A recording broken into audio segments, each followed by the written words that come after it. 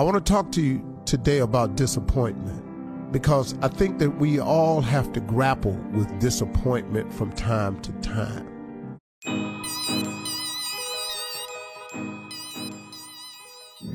What's good, YouTube? It's your host, Sintana the Shogun, and you are now watching MVP Magazine. And now that the PlayStation Showcase for 2023 has now wrapped up, we can take a look back and see if it was worth the wait of 2 years. The problem with disappointment is that disappointment also, if you don't understand it, can turn so ugly so fast. Now, considering all the hype, rumors, all the other factors going into the showcase, it's very easy to see why most gamers were disappointed. This is PlayStation's first major showcase in about 2 years. We know they have all this homegrown talent. They've been making acquisitions left, right, and center. We know they've been cooking. So what's going on? Now, honestly speaking, the show definitely was not all bad. For me personally, one of the major highlights was obviously the world premiere of the Spider-Man 2 gameplay. Now, even though this wasn't much of a surprise, it was pretty obvious. You know, Spider-Man is due this year at some point, so this game showing up was inevitable. That being said, it was pretty much still cool to see.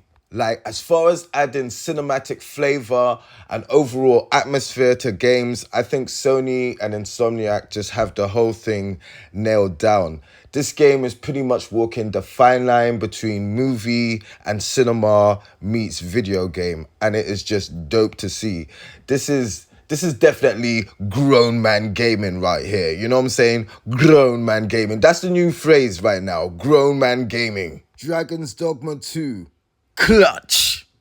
One of the few games that actually didn't make me want to fall asleep whilst watching this. Capcom returns with a sequel to the innovative action game Dragon's Dogma, a game that came out 2 generations ago on a 360 and PlayStation 3. Dragon's Dogma is an action RPG where you can train side characters and send them into other people's games online to have them bring back gifts for you.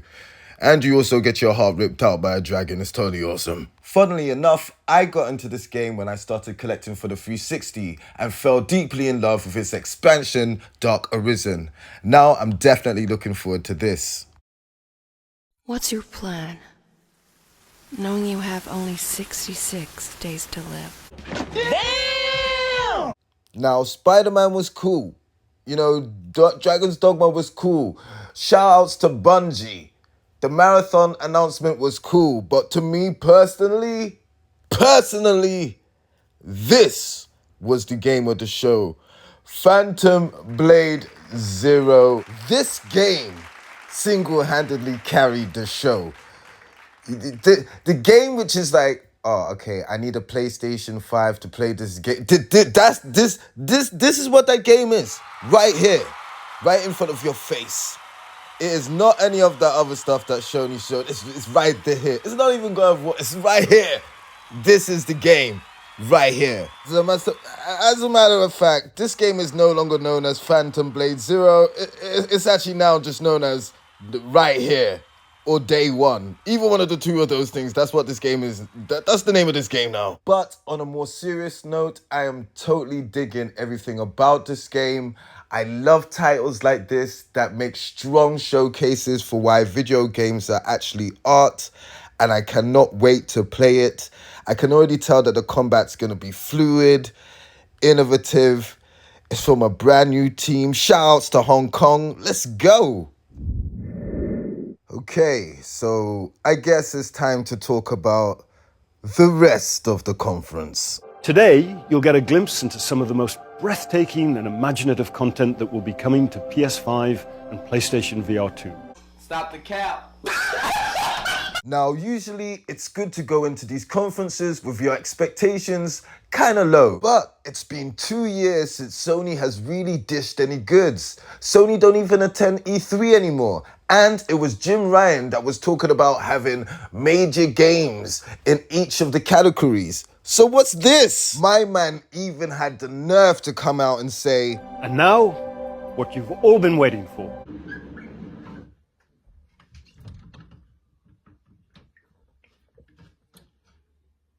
That's cat. Then my man has the nerve to come with some half DualSense, half N-Gage portable device, which we know is going to be overpriced. Let's just keep it funky. And earbuds. Like we asked for that. No, Sony. I mean, what essentially is the point of the device if you can't take it with you and play it anywhere without Wi-Fi?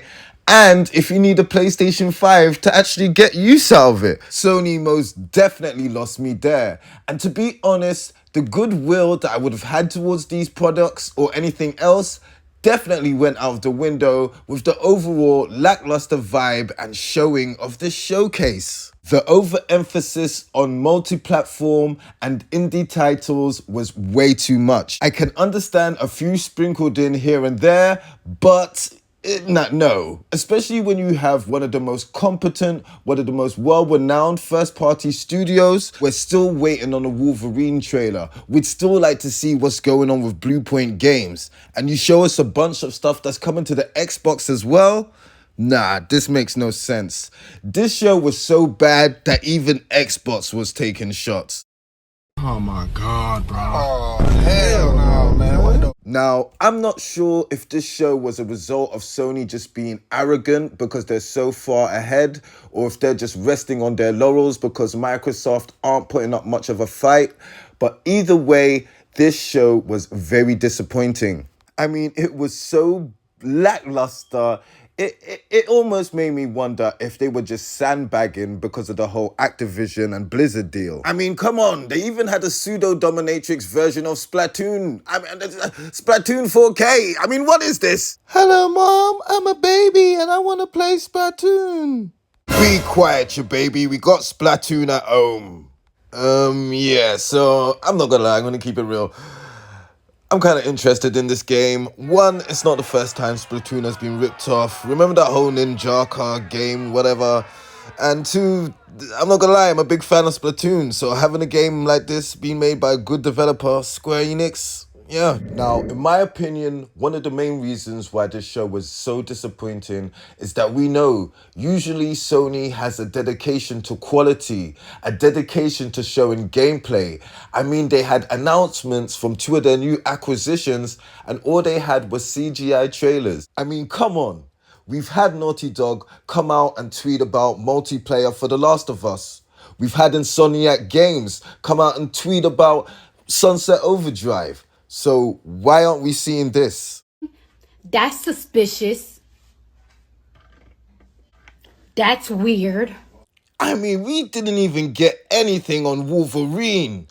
That game could be a party game for all we know. I mean, either way, with this conference, Sony left the goal wide open for Microsoft to recover. I mean, this isn't as bad as the Xbox One reveal, but it's pretty close. Anyway, let me know what you thought of this Sony conference. I know I'm not bugging.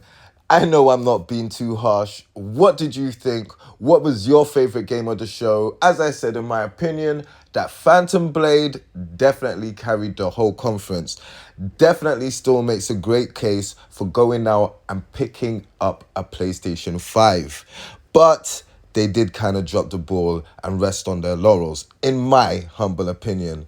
I'd like to give a big shout out for everyone that's been coming through, leaving your insightful comments, getting that great conversation started. Shout outs to VidKid, shout outs to Lou Boo, Iron Man, everybody else that's been rocking with the channel, leaving likes. Alright, got some new shows coming soon. You'll be seeing them. Got a new pickup show with episode 1 right round the corner. Make sure you're liked and subscribed for that. Santana out.